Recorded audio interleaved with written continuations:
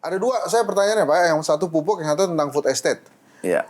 Pupuk Pak, itu saya dalam sebuah diskusi saya mendengarkan bahwa kenapa pupuk subsidi itu selalu kurang karena tentang suplai data dari Kementerian Pertanian kepada desa-desa penerima pupuk subsidi.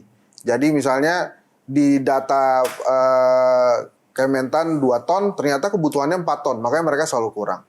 Nah itu benar atau tidak? Nah pertanyaan kedua nih sekalian nih, Bapak dianggap sebagai penyelamat Pak Prabowo di case-nya food estate. Nah dari dua pertanyaan itu silakanlah Bapak mana duluan itu yang mau dijawab itu. Yang pertama, sekarang satu data BPS, Kementerian Pertanian nggak boleh mengeluarkan data. Oh oke. Itu sekarang. Jadi Kalau semua sebelumnya mengeluarkan Pak ya? mengeluarkan dulu. Oke. Saya katakan daripada digunakan orang yang tidak bertanggung jawab, lebih baik satu data BPS independen. Jadi data selesai. Kemudian food estate yang kita bangun itu mutlak. Penduduk ini bertambah 3,5 juta orang per tahun. Pangannya dari mana? Kemudian lahan yang sudah ada 7 juta. Kalau ini tidak ditambah, ini bisa kita kekurangan pangan. Pak Hendy tahu sekarang apa yang terjadi di Malaysia?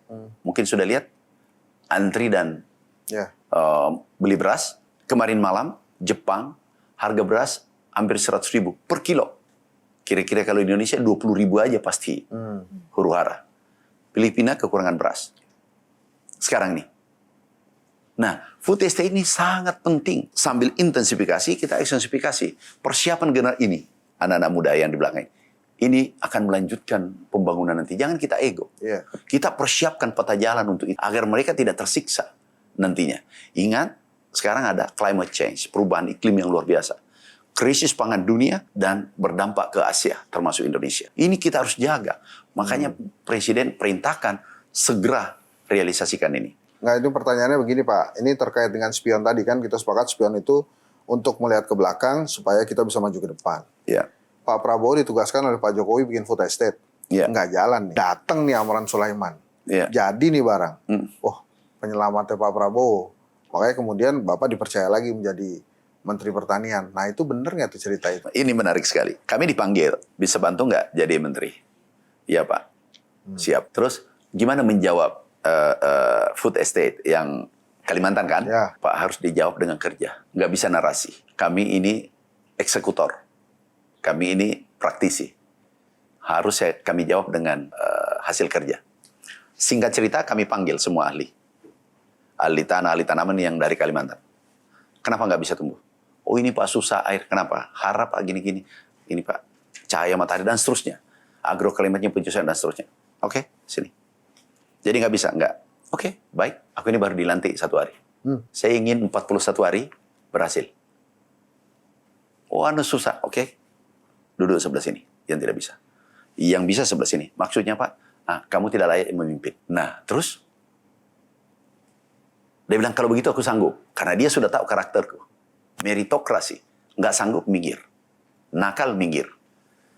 Ke lapangan, tanam, dan seterusnya. Saya katakan, bulan saja orang sudah tanami. Siap ditanami bulan. Apalagi bumi. Ayo kita beresin. 40 hari aku datang. Tumbuh jagung, lebih tinggi dari saya.